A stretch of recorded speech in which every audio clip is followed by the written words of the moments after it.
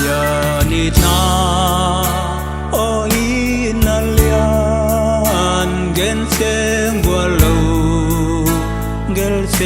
walau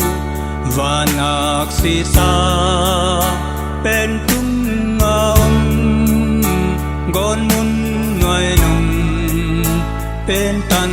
panom takhya lupa lungkam aku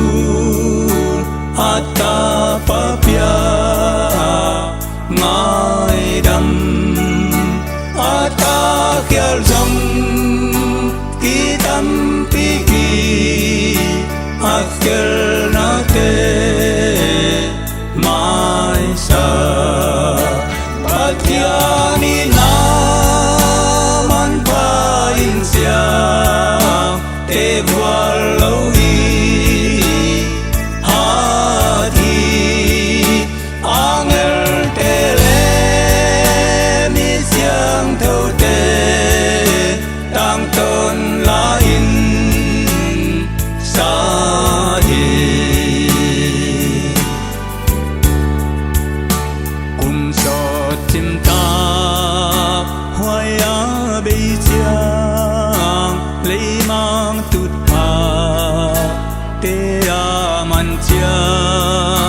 Patyan kya nga thum nuam lâu tên xoang pi lê ta te a câu cha Patyani na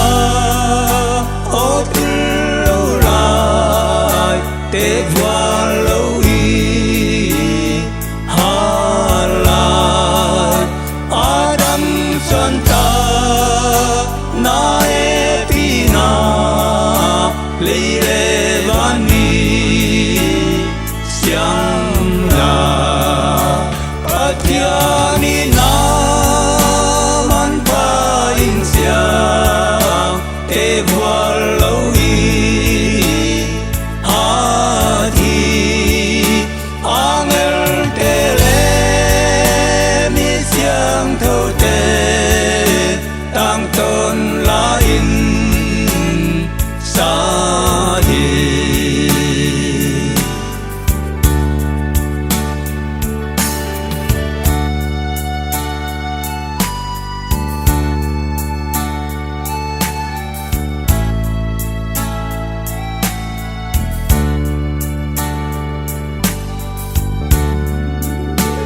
ngầu tuổi xua giat lại tuổi tăng hết tung nga van kỳ